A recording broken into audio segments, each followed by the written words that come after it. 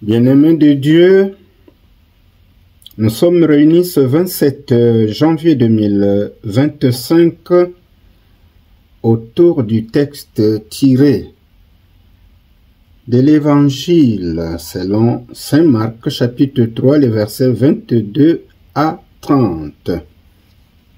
Nous avons les synoptiques que nous pouvons aussi lire. Eh bien, Matthieu, chapitre 12, versets 22 à 32 et Luc 11, versets 14 à 23. Nous allons prendre connaissance du texte. Lisons au nom de Jésus. En ce temps-là, les scribes qui étaient descendus de Jérusalem disaient: « Ce Jésus est possédé par Belzébul. C'est par le chef des démons qu'il expulse les démons. » Les appelant près de lui, Jésus leur dit en parabole: « Comment Satan peut-il expulser Satan? Si un royaume est divisé contre lui-même, ce royaume ne peut pas tenir. Si les gens d'une même maison se divisent entre eux, ces gens ne pourront pas tenir.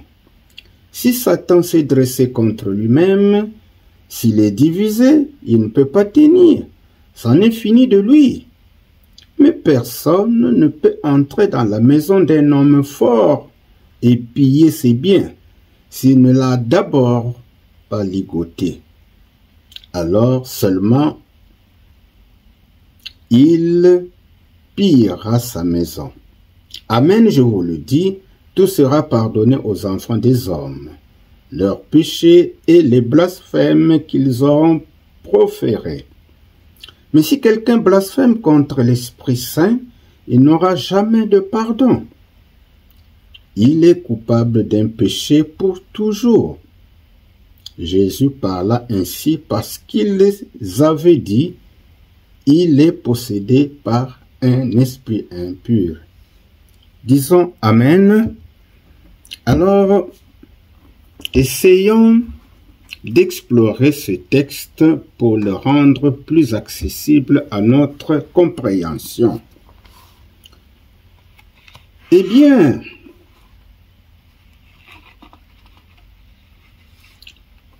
ce que nous pouvons dire de ce texte, c'est qu'on nous parle du blasphème contre le Saint-Esprit.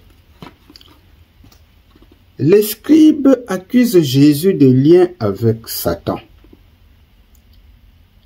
Et oui, les spécialistes de la loi ont des propos particulièrement stupides. Ils accusent Jésus de chasser les démons grâce à la puissance du prince des démons qu'est Belzébul. En d'autres termes, les scribes reprochent Jésus de tenir son pouvoir de Satan et non de Dieu. Leur but est d'insinuer au peuple que Jésus est possédé et donc ses prétentions messianiques sont fausses et usurpées. Alors, nous remarquons que Jésus reproche aux scribes leur incrédulité. L'opposition des scribes provient d'une haine amère et de la jalousie. Jésus les appelle afin de leur répondre. Il commence à leur montrer l'absurdité totale d'une telle allégation, puis les avertit des terribles conséquences qui peuvent en résulter. Il n'y a rien de plus illogique que l'incrédulité. La gradation utilisée par Jésus pour répondre aux scribes est digne d'attention. Un royaume, une maison, Satan. Alors, plus une communauté est petite, plus la division est fatale. Chez l'individu, la division est une contradiction dans les termes. La déclaration au sujet du blasphème contre le Saint-Esprit est l'un des plus graves avertissements prononcés par Jésus. Car le péché impardonnable n'est pas un acte ou une déclaration isolée, mais une attitude de défi, un rejet délibéré de la lumière, c'est-à-dire le fait de préférer les ténèbres à la lumière, comme cela nous est dit dans Jean 3, verset 19. Jésus ne dit pas que les scribes ont commis ce péché-là, mais seulement qu'ils sont en danger de le commettre. Une telle attitude d'incrédulité délibérée pourrait rapidement se durcir, rendant ainsi la repentance et par conséquent le pardon impossible. Alors, ceci dit, le chrétien mis sur la sellette face au péché qui conduit à la mort. Nous sommes donc mis sur la sellette face au péché qui conduit à la mort. Nombreux chrétiens se demandent s'ils ont déjà commis ce péché impardonnable qui peut impacter leur foi. Le chrétien n'a pas à s'inquiéter car le blasphème contre le Saint-Esprit consiste à attribuer l'œuvre du Saint-Esprit au diable. Et celui qui ne croit pas à l'œuvre du Saint-Esprit, comme les scribes de ce texte, a un cœur incrédule et refuse de changer d'attitude et de comportement.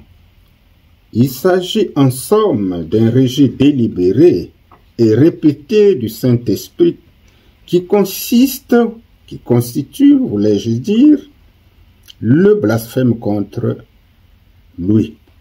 Donc, si nous avons un rejet délibéré et répété du Saint-Esprit, eh bien, nous blasphémons contre lui. Ce dont Jésus accuse les maîtres de la loi, c'est l'endurcissement de leur cœur et le refus d'accueillir le Saint-Esprit qui doit les conduire à la repentance et à une vie nouvelle en Dieu. À la croix, le pouvoir du diable sur la mort lui a été ôté en ce qui concerne le chrétien, ce que nous pouvons lire en Hébreux 2, verset 14. Alors, une fois que nous avons essayé d'explorer ces textes, quel enseignement tirer? Alors, pour plus notre vie chrétienne est fructueuse, plus les attaques contre nous sont fortes. Plus notre vie chrétienne est fructueuse, plus les attaques contre nous sont fortes. Certaines accusations, quoique fausses et ridicules, parviennent à convaincre nombre de chrétiens pour les dévier du droit chemin. Restons donc attachés à la vérité quand nous sommes victimes des attaques les plus sournoises.